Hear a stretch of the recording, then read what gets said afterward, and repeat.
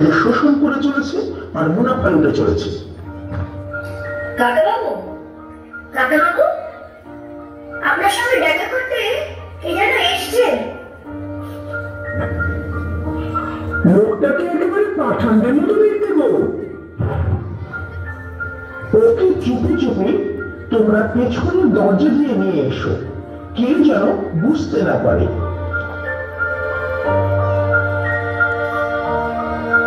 বন্দে মাতরম। সুভাষ ভাই। আরে আকবর ভাই, ভাই আকবর কেমন আছো? ভালো আছে সুভাষ ভাই। আপনার জন্য খবর এনেছি, ব্রিটিশদের বিরুদ্ধে আপনার এই যুদ্ধে দলে দলে হিন্দু মুসলিম যোগ দিচ্ছে। খুব ভালো খবর, খুব ভালো খবর ভাই। কিন্তু আমাকে যে দেশের স্বাধীনতা আনার জন্য ব্রিটিশদের বিরুদ্ধে যুদ্ধ করতে বিদেশিদের সাহায্য নিতে হবে।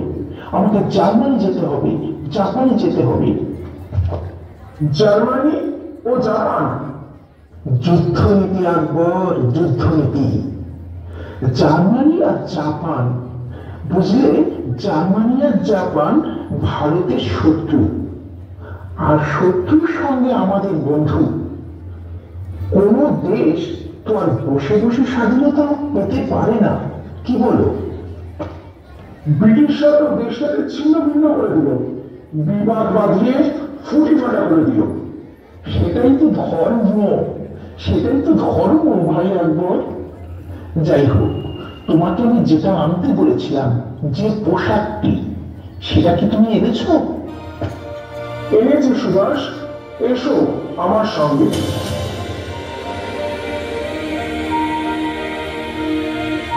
1941 সালের 16 জানুয়ারি কলকাতার পৈতৃক বাড়ি থেকে শেষবারের মতো বাইরে পা রাখলেন সুভাষচন্দ্র বসু। বিশ্বজুড়ে তখন দ্বিতীয় বিশ্বযুদ্ধে জানানো হয়েছে।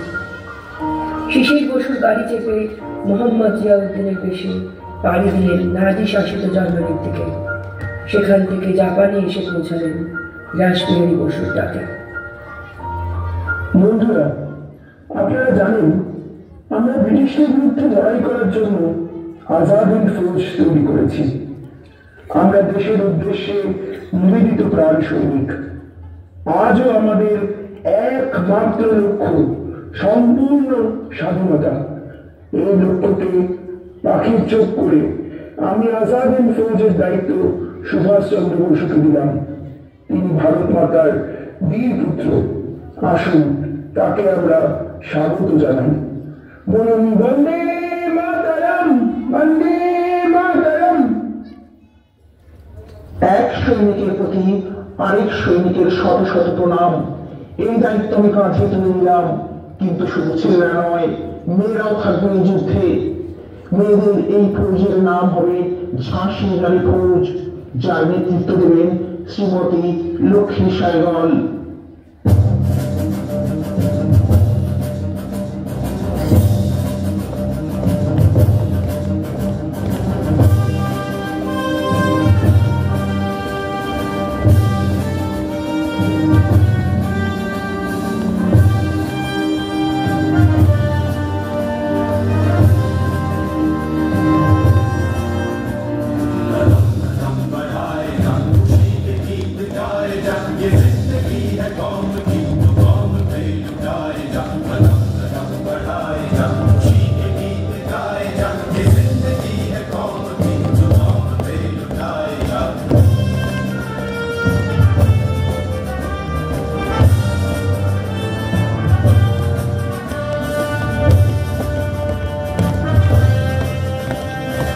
এই কাজ কঠিন, কিন্তু আমরা পারব।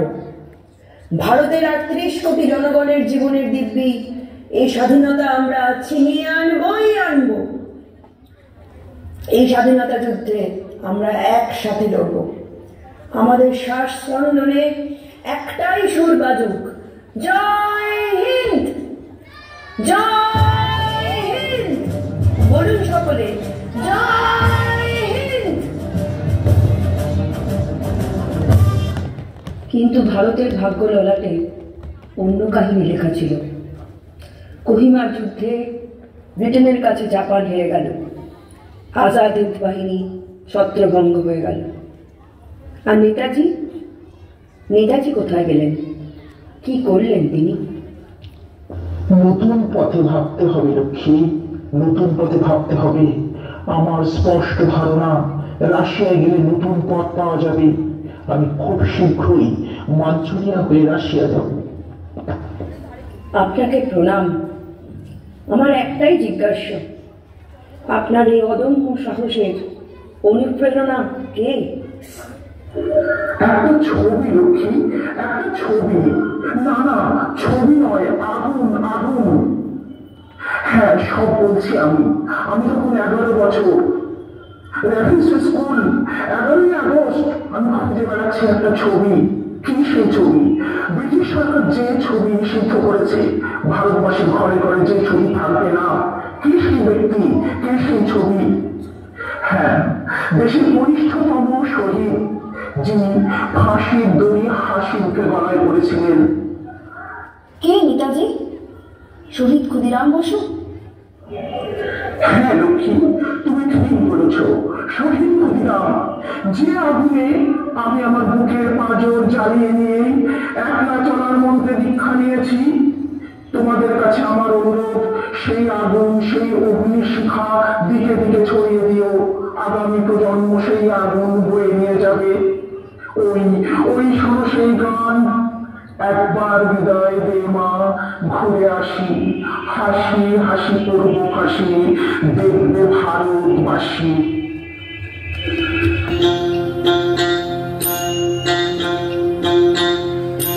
একবার বিদায় দে মা, ঘুরে আসি, একবার বিদায় দে মা, ঘুরে আসি, হাসি হাসি করব ফাঁসি, দেখবে ভারতবাসী।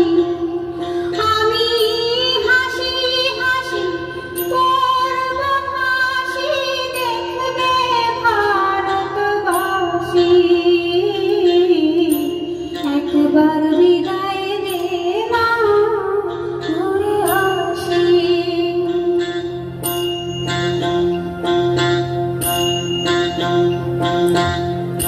কানের বোমা তৈরি করে দাঁড়িয়েছিলাম রাস্তার ধারে মা গো, বড় লাটকে মারতে গিয়ে মালকারক ইংল্যান্ডবাসী। একবার